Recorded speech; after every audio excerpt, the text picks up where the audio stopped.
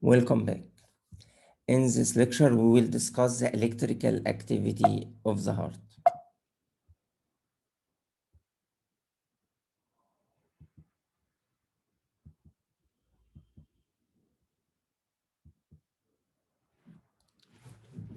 Welcome back.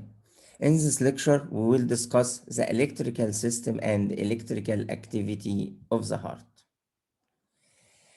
In any building, the electrical system is consisted of a generator, which generates the electricity, then a stabilizer, which stabilizes electricity, then cables, which distribute the electricity to different parts of the building.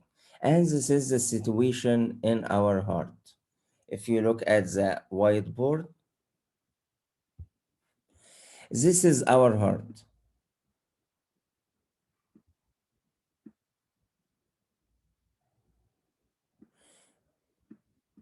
This is the left atrium, left ventricle, and between them the mitral valve, and this is the right atrium, and this is the right ventricle, and between them is the tricuspid valve. So in the roof of the right atrium, there is a node called sinoatrial node or SA node, and this node is the generator of the heart. And the name generator in electrical system is equal to a pacemaker in the electrical system of the heart. Pacemaker. So SA node is the generator or the primary pacemaker of the heart. I mean, it's able to, or it's responsible for generating the electricity in the heart. And if you ask yourself, why especially SA node is the primary pacemaker, why SA node is able to generate the electricity apart from other parts of the heart? And the answer is due to presence of special form of sodium channel called funny sodium channel or NF, funny sodium channel. And why it is funny and why this special form of sodium channel able to generate the electricity. If we see the action potential of the SA node, you will find it formed of these phases.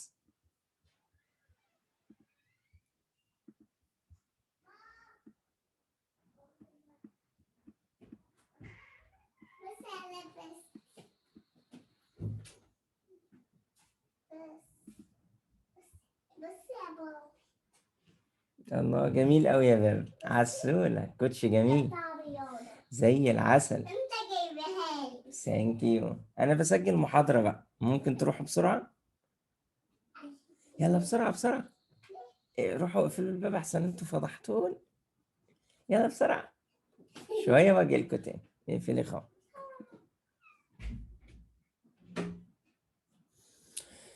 So why SA node is the primary pacemaker or the generator of the heart? Why especially SA node is able to generate the electricity other than other parts of the heart? And the key is the presence of a special form of sodium channel called funny sodium channel. Why this special form of sodium channel is able to generate the electricity and why it is funny? To your knowledge, the scientists who discovered this special form of sodium channel gained the Nobel Prize. This sodium channel is responsible for, or it allows sodium entry even in the repolarization or the negative state. So it is open even in the repolarization, and it doesn't need electricity or to reach the threshold in order to open. So it is open, so sodium enters, the wave increase until it reaches the threshold. Then rapid depolarization occurs, I mean firing of the electricity, causing it to generate the electricity and became the primary pacemaker of the heart. This phase is called phase 4 depolarization, and sometimes we call it is the pacemaker repolarization phase. Okay, so the presence of funny sodium channel which act and open in the repolarization state allows it to reach the threshold in even in absence of electricity. When reaching the threshold, then rapid depolarization occur, causing it to fire or to produce the electricity. Okay. Then the SA node distributes the electricity to the first part of the heart, which is the atria, through four bundles. It send a Beckman branch, as we will see in the images, to the left atrium. Then three internodal fibers connect it to the next part, which is the stabilizer, which is the AV node, atrioventricular node. And this part or the AV node is embedded in the lower posterior part of the inner atrial septum near the aorta. If we open the aorta like this is the aortic valve and this is the proximal aorta, you'll find the AV node is present here. So in a technique called TAVI, or transcatheter aortic valve replacement. I mean, replacing the aortic valve through the catheter. In this procedure, we enter the catheter and we enter the valve and we destruct the valve in this area. So you can injure the AV node in this situation because it is near and the patient can develop a complete heart block. So this is the risk in TAVI patients. Okay, this is the importance of the anatomical place of the AV node.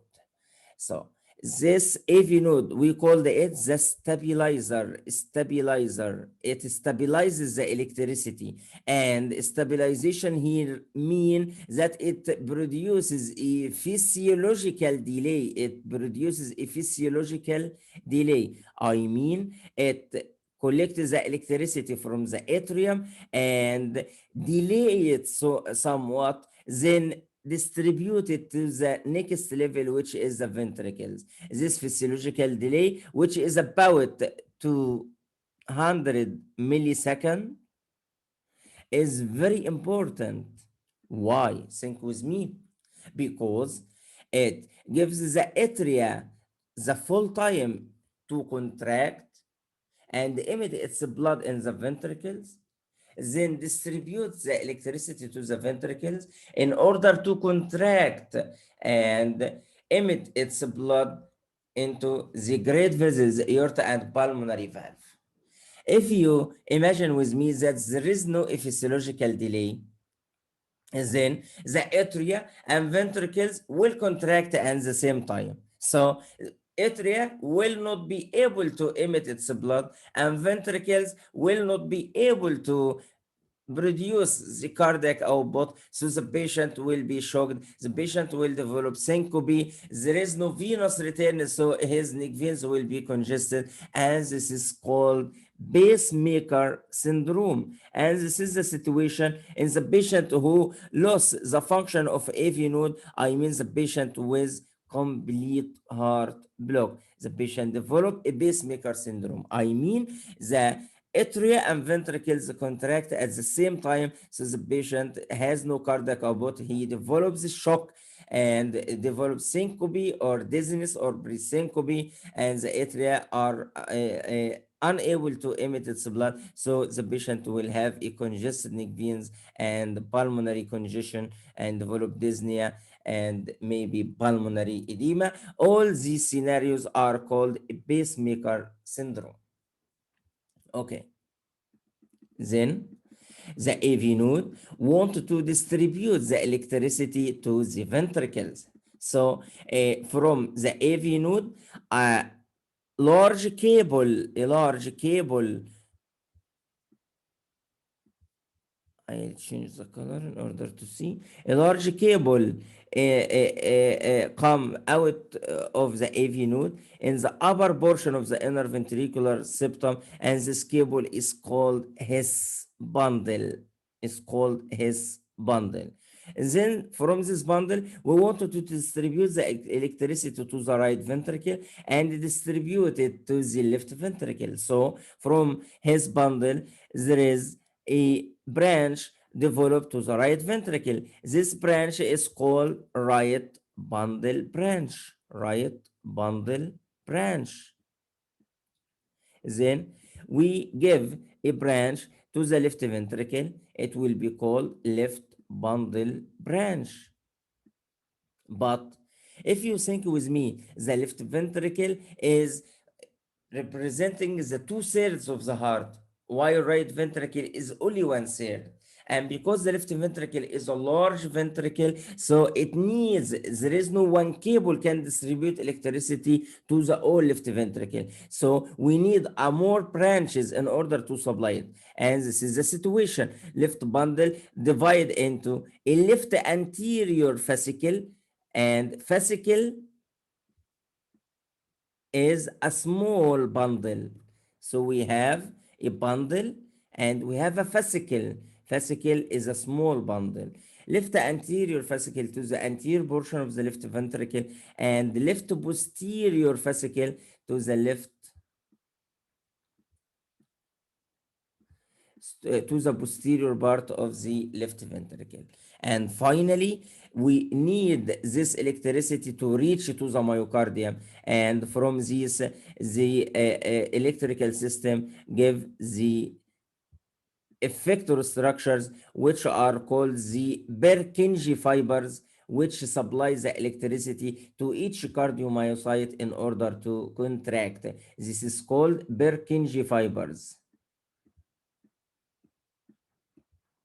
And if you think here, the electricity or electrical activity of the heart reaches the cardiac muscle from endocardium level to the pericardial level. So the distribution of electricity will be from endocardium to the pericardium. In contrast to the blood supply, and as you know, the coronary arteries run on the epicardial surface of the heart. So the blood supply will be from the opposite direction, from the epicardial level to the endocardial level.